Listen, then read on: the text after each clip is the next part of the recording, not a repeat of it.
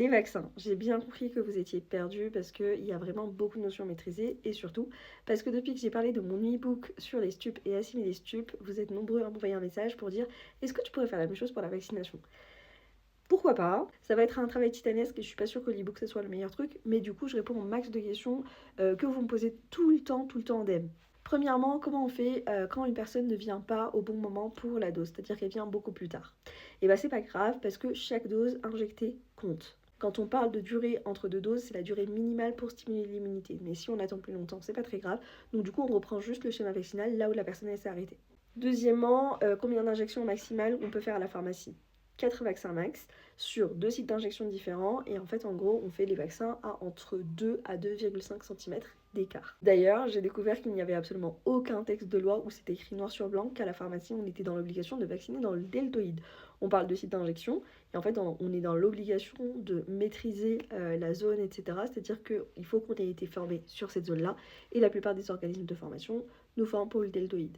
Mais par exemple si jamais vous êtes formé par exemple pour la cuisse, et ben il n'y a pas de contre-indication, il n'y a pas de texte de loi qui disent que vous n'avez pas le droit. Pour les associations de vaccins, lesquelles on peut faire en même temps, etc., il n'y a pas vraiment de règle générale. Il faut savoir juste un truc, c'est pour les vaccins vivants, soit on fait les deux vaccins en même temps, soit il faut attendre un mois d'écart. Pour l'hépatite A, non, on n'a pas le droit de faire la vaccination contre l'hépatite A dans le cadre du voyage. Par contre, on a le droit de le faire si par exemple c'est dans le cadre professionnel. D'ailleurs, les vaccinations professionnelles rentrent dans le calendrier vaccinal et donc ça fait partie des vaccinations qu'on a le droit de faire à la pharmacie. Il n'y a absolument aucun texte de loi qui nous interdit de vacciner avec un vaccin qui ne vient pas de notre propre pharmacie. Il faut juste s'assurer que la personne l'a bien conservé dans les bonnes conditions. Sinon, ça serait un petit peu hypocrite parce que les médecins et les infirmiers, c'est comme ça en fait qu'ils vaccinent. Dans les recommandations générales, les seuls vaccins obligatoires sont les vaccins avant 2 ans. Après 2 ans, c'est que des vaccins recommandés. Est-ce qu'une femme qui a eu la Brisevaux pour la première grossesse a le droit de faire de la Brisevaux pour la seconde? La réponse est non parce qu'on n'a pas assez d'études.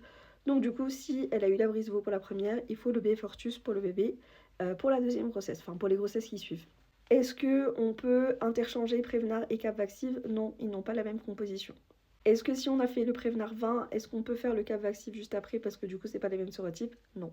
D'ailleurs pour ces deux vaccins pour le pneumo, on dit une vaccination à vie, c'est une vaccination à vie pour l'instant parce que en fait les pneumocoques changent avec le temps et si on se rend compte qu'il y a des nouveaux sérotypes qui apparaissent, il va falloir s'adapter avec ces nouveaux sérotypes-là et du coup adapter le schéma vaccinal. Voilà, globalement, c'est les questions qui reviennent le plus. Si vous avez d'autres questions, n'hésitez pas à mettre ça en commentaire.